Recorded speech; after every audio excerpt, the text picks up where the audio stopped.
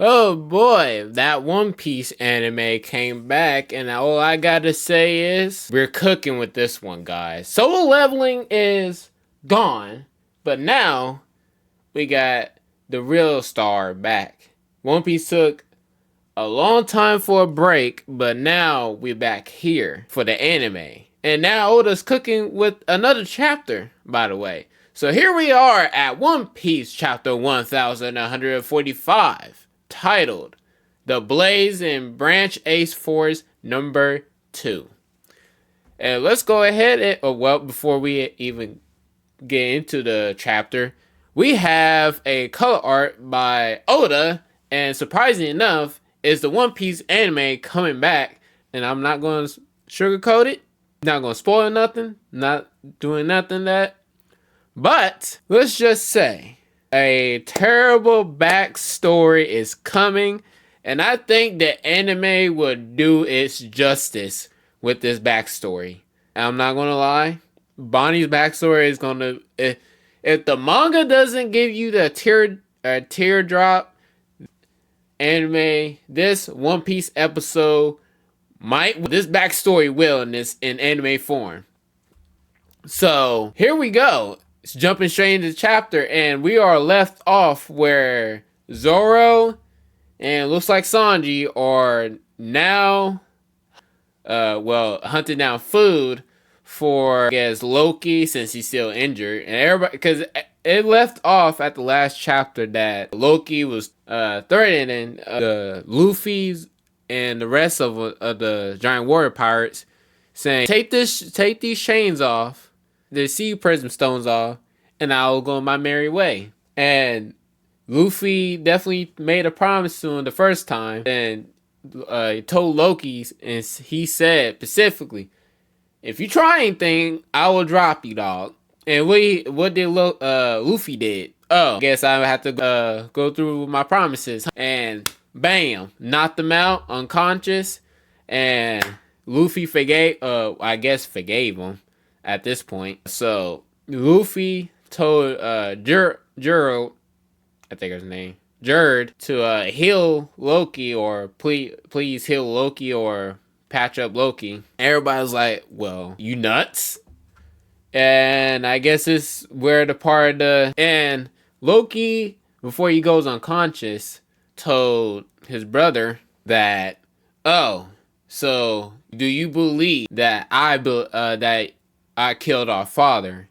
So I guess you can't tell from truths and lies. And Harujin's like, what?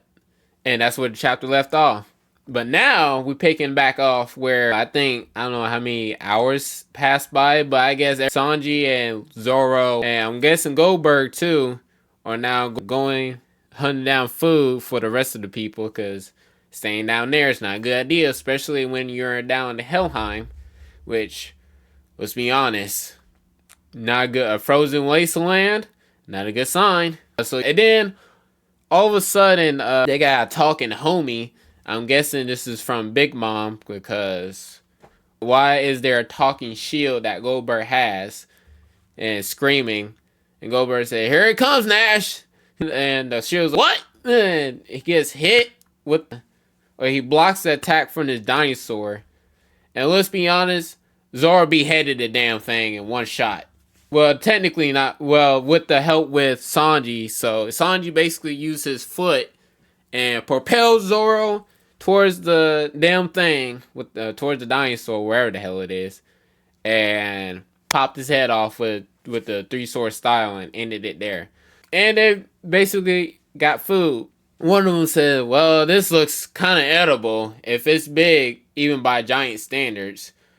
And they call this the Gorogosaurus, as Goldberg says. So Goldberg definitely continues to say, well, they've got a thick layer of fat under the skin, so prep takes a while, and we all know the best cook on not Sanji's crew, but on Straw Hat's crew, which is Sanji. So Sanji will be able to whip something up and make it good, hella good. Now, Goldberg brings up, or I think it's Zoro brings up, said, well, never mind that. What is this thing? Is it a devil fruit responsible? Goldberg says, well, Technically, yes, but no. See, the homie is from where I think Big Mom, when we saw in the backstory, when she was on Elbath, and I think it's when if the timeline matches up, and I think I am. I don't know. Correct me if I'm wrong in the comments. But I think that when Big Mom was celebrating her birthday party, I think that's the time when she ate that another devil fruit. Accidentally ate the devil fruit. Ate somebody with the devil fruit power. And she gained that, and I guess she accidentally, I don't know if it was on purpose, but she created a homie out of a shield. So sturdy shield looks like it. But he said it came to life after my old man clashed with Big Mom. And Sonny said, Zoro, or one of them said Big Mom. So it's just like Zeus. And the shield perk so said, what? Zeus? Oh, the shield's like, oh well, he's a high-ranking homie, right? He's one of Big Mom's power, one of her powerhouses, basically. One of the trusty weapons she uses in a fight, basically. And one of them said, oh, we do know Zeus. She's our navigator's lackey now. Slave, basically. And he said, what? Now, this is where Loki, next panel, this is where Loki breaks down what's going on, or how he ended up injured prior to meeting, after he met Luffy. 2 God's Knights popped up in front of him, right? So, God's Knights, so that's right. They came here. Government officials, you're saying they did this to you. Who else has the power to damage Loki this much? If Loki wanted to, he will flatten them just like that, right? So a strange part, and Loki says, you got it. So all your rampaging overseas must have made you some enemies. Not true. And Loki says this too, said, don't be stupid. I already be king of the world if I come far enough to cross paths with guys like that. Now, what he brings up is a good point, because if he continue rampaging around the world, some point in time, if he got on top of the red line, start rampaging throughout, you know what? Let me stop there, because if he does rampage through Mirigeois, not only would you get the Gorosei on your ass, but I don't think, and this how I know, I don't think I think they would call the God's Knights first, because they would be first responders. Gorosei would be second, because they had to guard their ruler. So, and then if he gets past the God's Knights and successfully or mortal injured Gorosei, 5 Gorosei. Well, I guess 4 Gorosei? No, 5 Gorosei. Can't remember. But if they injured the Gorosei and he gets to, what's his name? I forgot his name. But if he gets past those 2 and then gets to the ruler, hey, I'm not gonna lie. If Loki revealed, or I don't know, he'd probably be dead by then. We don't know what kind of powers the ruler have, because we just find out the ruler can, with a snap of the finger, or wherever power the king got, can take you out. Just like Saint Saturn. Too bad for Saint Saturn, because he was a piece of shit anyways. One of them says, I'd rather be king of the world. He already said that. Then Luffy says, world government knights. And one of them said, we got one. Groggysaurus and Zoro and Goldberg and also Sanji return with the food.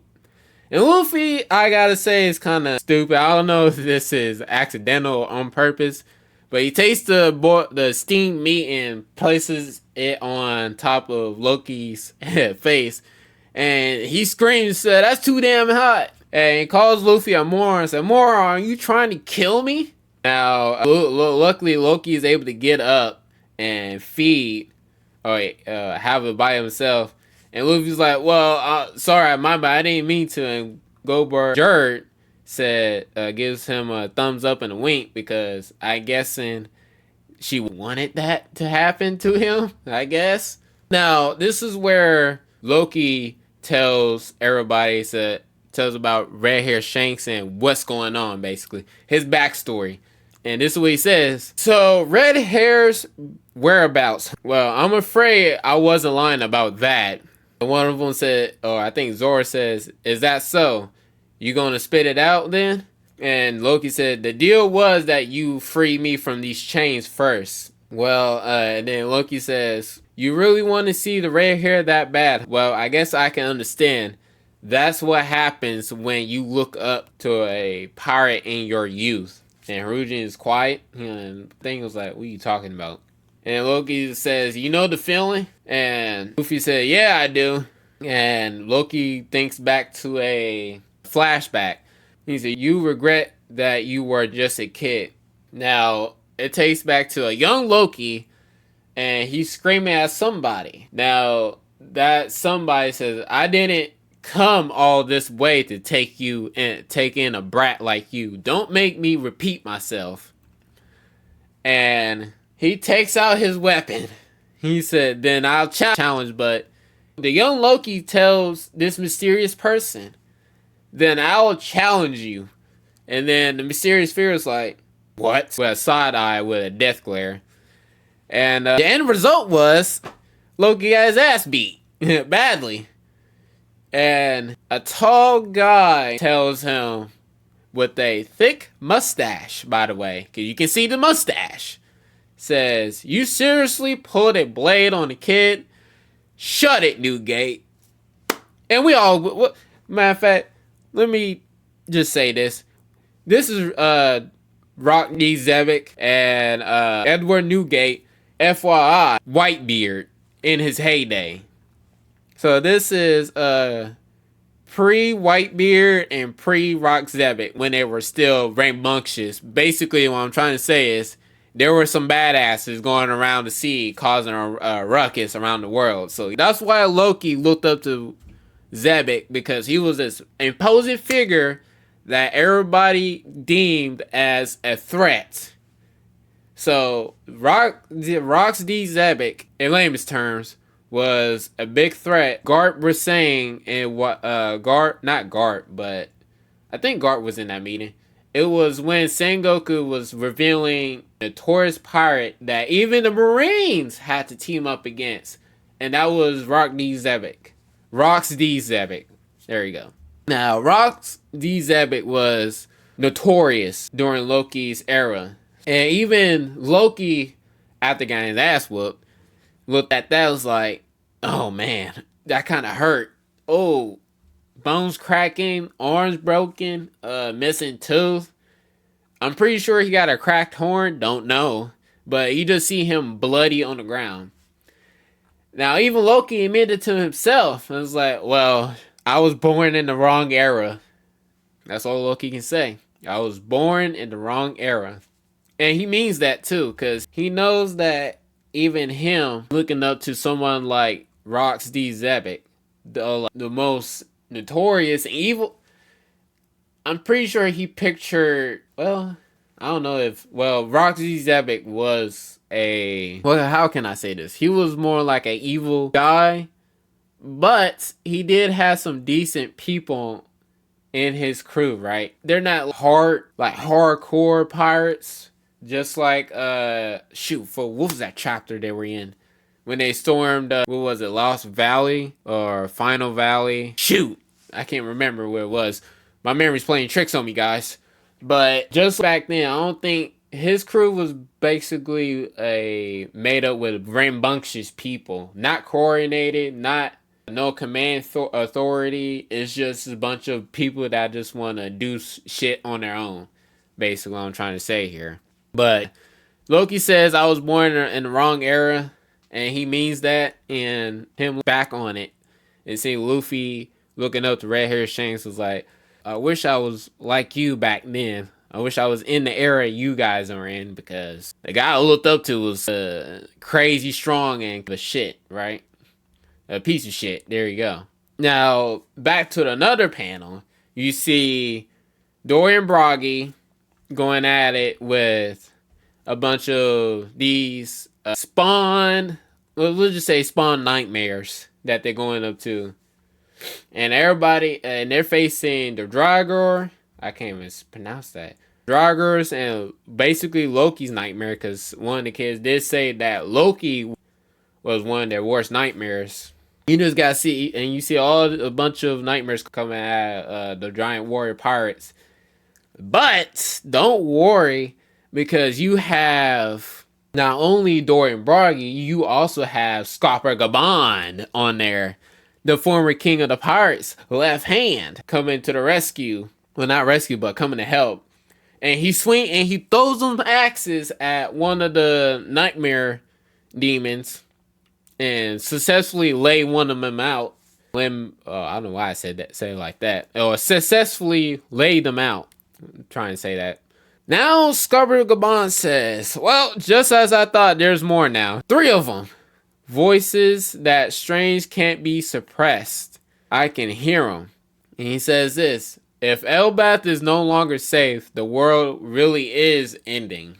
Now back to the firefighting unit, which they're still trying to put out the blaze. And oh man. Mind you, that blaze was caused by Loki's hammer.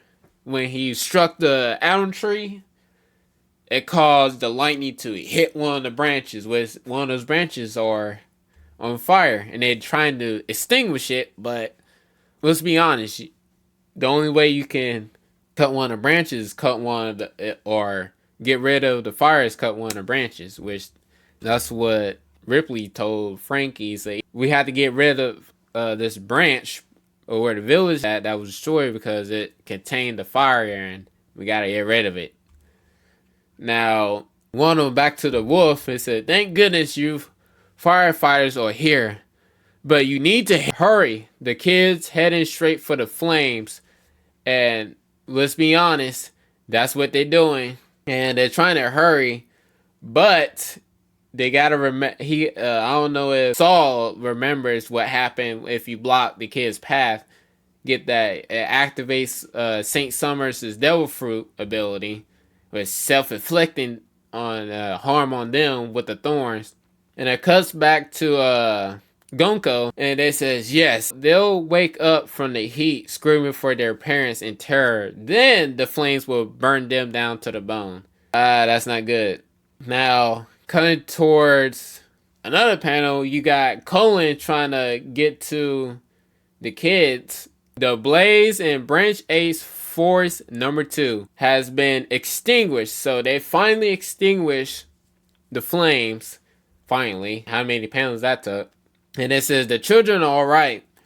The kids just missed the flame, but they're still marching. So they have to take care of St. Quilhelm to wake them up. Because the only way they fell asleep is because they all got, I don't know how, I still don't know how that devil fruit works. They got me some explanation.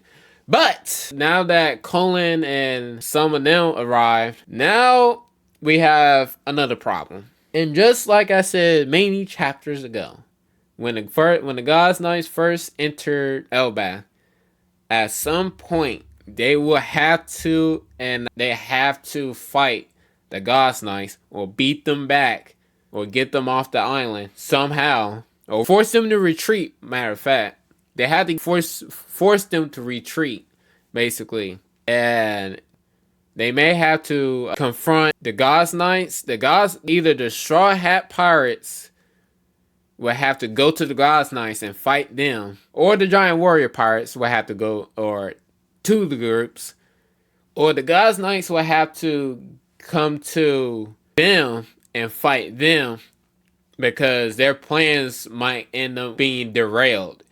And look at it, behold, Gonko shows up and says, so, not all the children were in school. This one sure seems lively. Finally, a direct confrontation. Break next week. And also, mind you, not next week, but break this week. Now that I'm finally covering this chapter. Sorry about that. Don't know what's going on with my schedule and all. Working and all, but final thoughts on this chapter. Well, let me just say this. Who knew Loki had a person to look up to? And look and behold, it was Roxy Zebek, which I'm curious what role the Rocks pirates played in this chapter, in this arc. Will we see Roxy Zebek again in another arc? Because I'm curious, because Oda brought him back up again. And that's kind of a big deal at this point, because we know that the Rocks pirates, well, is made up of rambunctious crew from the Pirate Island, from the Davy Back fight, which you had not only Big Bomb, but you had Whitebeard, Kaido. Oh, who else was on there? I think it was just those three, if I'm not mistaken. But you have these three people on the crew that was rambunctious. Oh, I think. Oh shit, I forgot about that one. You also had former pirate Empress, if I remember, if I'm correct on that one. You have her on there on the crew too. Amazonian Empress, former Amazonian Empress, but you had her on the crew also. So you have all these rambunctious people on the crew who, matter of fact, don't give a shit what happens to the world. Even Rock said it himself. He said, "Oh, let's have some fun and get or let's rule this world basically, and be the most powerful basically. Set this world ablaze and make it mine basically." So that was Roxy Zebek's goal right now. It was his goal until the Navy and the Navy and Roger Pirates interfered and beat them up, and we don't know where Rocks is now. He probably was killed, but Oda brought him back up again. So this must be significant to the plot line, right? So last thing too, final chapter. Now we got the Ghost Knights coming to the Straw Hat Pirates. Not Colin, because, well, he's not part of the Giant War of Pirates, but now she's confronting, not Luffy, but the Straw Hat Pirates, but Nami, Usopp, Chopper, Brook, well, no, not Chopper and Brook. Brook is on there too. Jinbei. You got four of them confronting a God's Knights. And I'm interested in how this confrontation will work. So we probably might see how Gonko will go all out on the four Straw Hats. But will it be enough for them to? Will it be rough? Because Gonko has a devil fruit power, right? Will it be enough to stand up to Gonko, basically, to one of the God's Knights? Handpicked.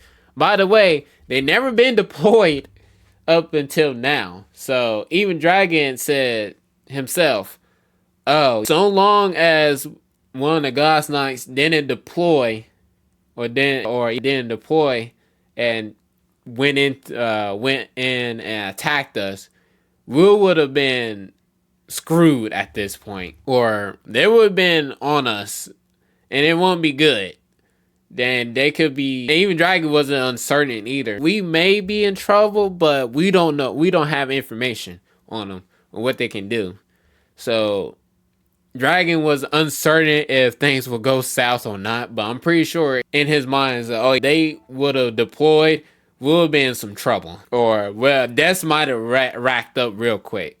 So this might be an interesting confrontation.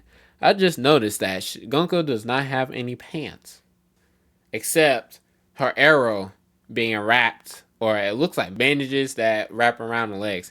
That might be interesting to note. I don't know what the significant bandages are for, if that's a devil fruit activation or not. But if you like this chapter, this video, like and subscribe on notifications to boost this algorithm, because I need to keep going on this. And comment down below if you think Nami, Usopp, Jinbei, or Brook and Colin are ready to fight one of the God's Knights. If all, are they already ready to fight the God's Knights? They already got a power boost from last chapter. Oh, no, not last chapter. Last arc. That's another good question. Here's another comment question. Do you think that the Straw Hats are in need for another power-up boost for this arc. Because they're facing the Gods Knights now. And mind you, we don't know how they are when they get serious. Come on now. See you again and see you next adventure. Laters.